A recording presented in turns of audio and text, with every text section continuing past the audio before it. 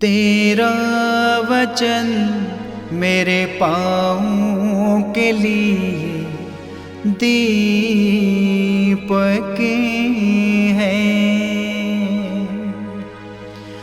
और मेरे मार्ग का उजियाला है। तेरा वचन मेरे पाँवों के लिए दीपक है। पहला पाठ रोमियो के नाम संत पौलुस का पत्र, अध्याय 10, पद संख्या 9 से 18 तक। यदि आप लोग मुख से स्वीकार करते हैं कि यीशु प्रभु है और हृदय से विश्वास करते हैं कि ईश्वर ने उन्हें मृतकों में से जिलाया है, तो आपको मुक्ति प्राप्त होगी।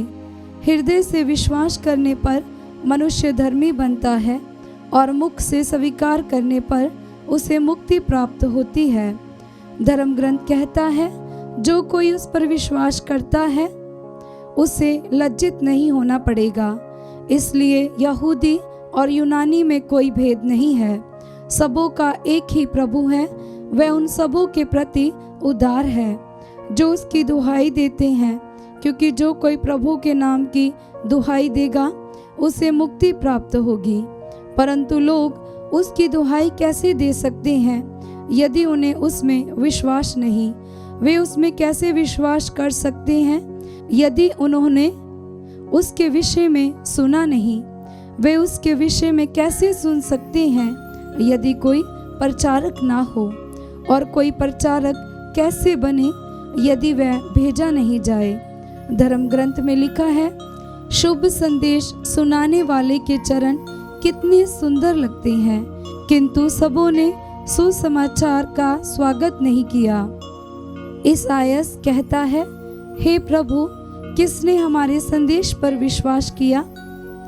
इस प्रकार हम देखते हैं कि सुनने से विश्वास उत्पन्न होता है, और जो सुना जाता वह मसीह का वचन है।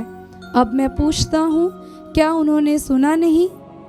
उन्होंने अवश्य सुना है, क्योंकि उनकी वाणी समस्त संसार में फैल गई है और उनके शब्द पृथ्वी के सीमांतों तक। ये प्रभु की वाणी है।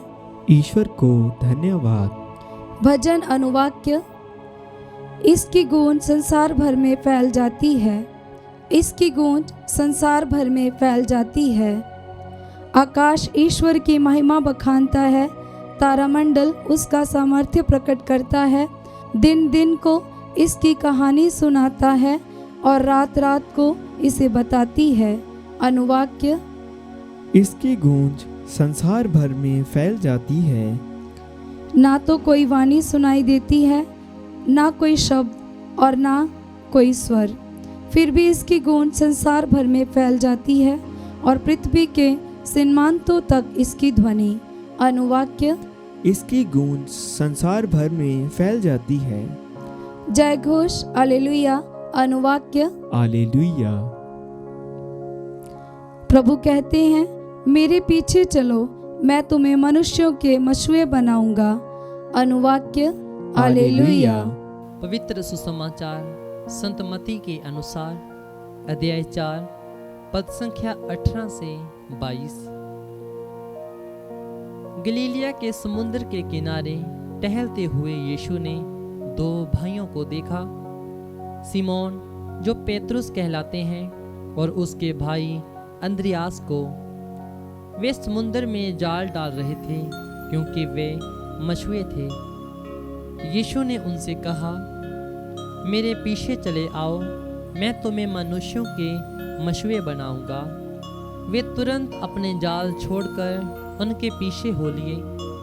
वहां से आगे बढ़कर यीशु ने और 2 भाइयों को देखा, जबेदी के पुत्र याकूब और उसके भाई यूहन्ना को। वे अपने माता पिता जबेदी के साथ नाव में अपने जाल मरम्मत कर रहे थे। यीशु ने उन्हें बुलाया। वे तुरंत नाव और अपने पिता को छोड़कर उनके पीछे हो लिए। ये प्रभु का पवित्र सुसमाचार है। ख्रिस्त की जय।